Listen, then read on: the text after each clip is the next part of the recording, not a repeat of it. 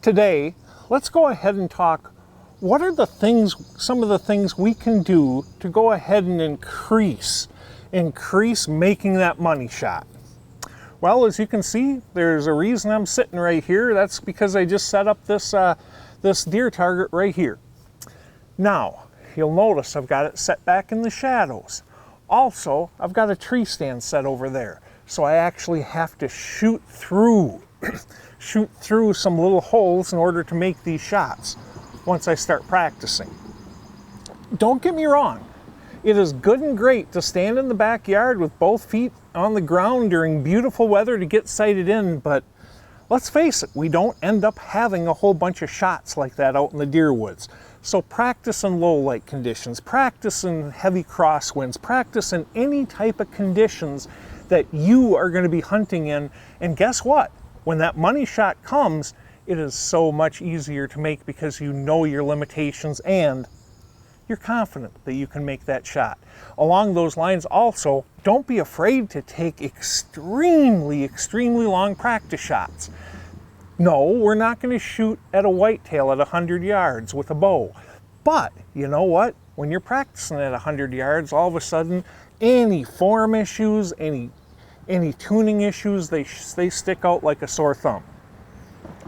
Next, I've always been really resistant to, frankly, using any kind of mechanical broadhead because it's one more thing that can go wrong.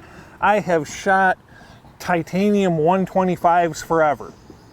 If you're going to go ahead and shoot fixed blade broadheads, you have to practice with fixed blade broadheads. But even this Luddite here has switched to expandables in recent years. This is a Sever Max Cut 2.1, and I'm just going to show you real quick why.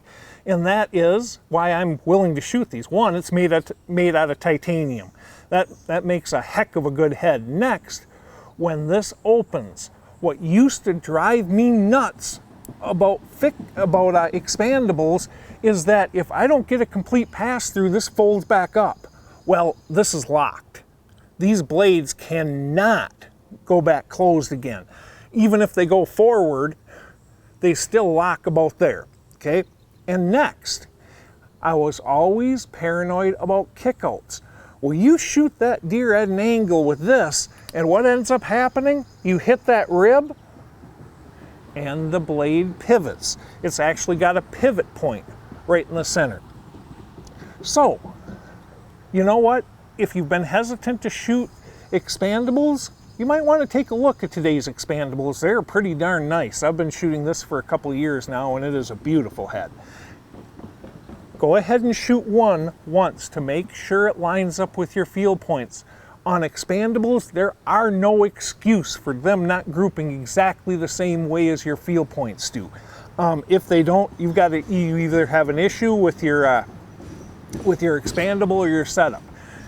On fixed blades, it's okay if I'm grouping up there with the fixed blades and down here with the field points, because I'll just adjust my sights. All right. But make sure, even with this, that you shoot it once or twice to be sure that it flies just like the field point.